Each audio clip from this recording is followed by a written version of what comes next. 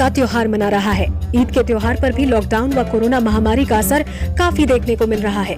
इतिहास के पन्नों में मई 2020 का ईद सदा याद रखा जाएगा, क्योंकि इस कोरोना काल में दुनिया के सबसे बड़े कलंदर बू अली शाह कलंदर दरगाह के दरवाजों को ताले से बंद कर दिया गया। अंतर्राष्ट्रीय स्तर पर प्रसिद्ध कलंदर शाह दरगाह सभी समुदाय के लोगों की आस्था का प्रतीक है। इस दरगाह पर सभी जाति धर्म के लोग देश व विदेश से आकर अपनी मनोकामना मांगते हैं। आज बड़ा मन उदास सा है, बड़ा अजीब सा लग रहा है कि जहाँ पर इतनी चहल पहल रहती थी, लोग हजारों आदमी आ रहे हैं जा रहे हैं, नहीं हुआ। लोगों से मिल नहीं सकते, ना गेट खोल सकते।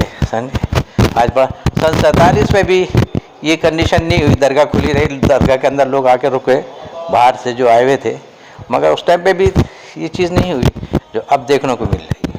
दुनिया के सबसे बड़े कलंदर दरगाह के हाजी साहब ने बताया कि दुनिया में 2.5 कलंदर हैं और शाह शफुद्दीन बू अली शाह कलंदर पानीपत की ऐतिहासिक भूमि पर है। उन्होंने बताया कि एक शफीला शाहबाज कलंदर पाकिस्तान में व जाकिया बसी कलंदर औरत होने के नाते उन्हें आधा स्थान दिया है, जो कि इराक में है। हाजी जी ने दुखी मन से कहा कि भगवान की मर्जी है कि हम दिन रात अरदास कर रहे हैं कि इस महामारी से हिंदुस्तान की हिफाजत करें। उन्होंने इस ईद के शुभ अवसर पर हिंदुस्तान के लोगों के लिए घर पर सुरक्षित रहने की दुआ मांगी है।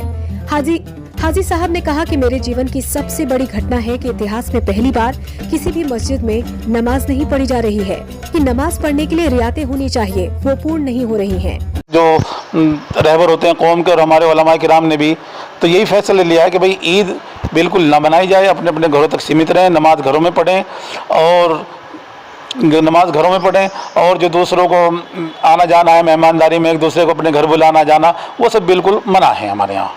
वहीं इमाम साहब मस्जिद के मौलवी मोहम्मद ने कहा कि इस वर्ष ईद नहीं मनाने का फैसला लिया है, क्योंकि देश इस समय आपदा से गुजर रहा है। हमने आज पहली बार ऐसा इस तरह की ईद मनाई है और इसके लिए कोई ठीक है अफसोस है, लेकिन जो हालात देश के हैं और पूरे मुल्क के हालात हैं, जो कोरोना को लेकर पूरे मुल्क के अंदर महामारी फैली हुई है, और क्योंकि हमारे जो उलमा इकरामों की गाइडलाइन और सरकार की मिनिस्ट्री की गाइडलाइन के सोशल डिस्टेंस और लॉकडाउन को पाबंद लेते रहते हुए अपने अपने घरों में नमाज को अदा किया जाए, तो हमने पूरी तरह से पानीपत के अंदर खासकर हमने पूरी तरह पाबंदी की है और हर मस्जिद में यही ऐलान कराया है कि भाई कोई भी आदमी मस्जिदों में नमाज नहीं पढ़ेगा।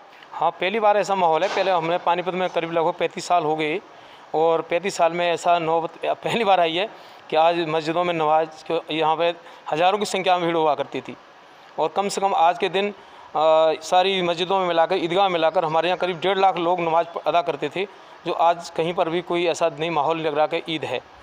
तो इसको लेकर अफसोस तो है, लेकिन बीमारी है, इसकी मजबूरी है, देश की समस्या है, इसके अलावा कोई बचाव की और हमारे पास कोई चारा नहीं है। हज कमेटी हरियाणा के पूर्व चेयरमैन डॉक्टर मुनीश अहमद अंसारी ने कहा कि बीमारी के बचाव के लिए घर पर ही ईद मनाने का फैसला लिया है, लेकिन दुख की बात है कि मस्जिदों में नमाज नहीं हुई है, लेकिन इस बीमारी से बचने के लिए इसके अलावा कोई रास्ता नहीं था। उन्होंने कहा कि हमारा फर्ज बनता है कि हम इस बीमारी में सहयोग करें। नन्हे से बच्चे शाम को भी कोरोना में नमाज पढ़ने का अफसोस है। आप सोचिए, इस कोरोना ने इतिहास में बड़ी बड़ी घटनाओं को जन्म दिया है।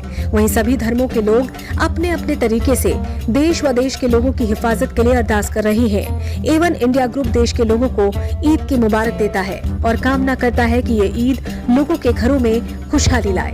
Bureau report, Avan India.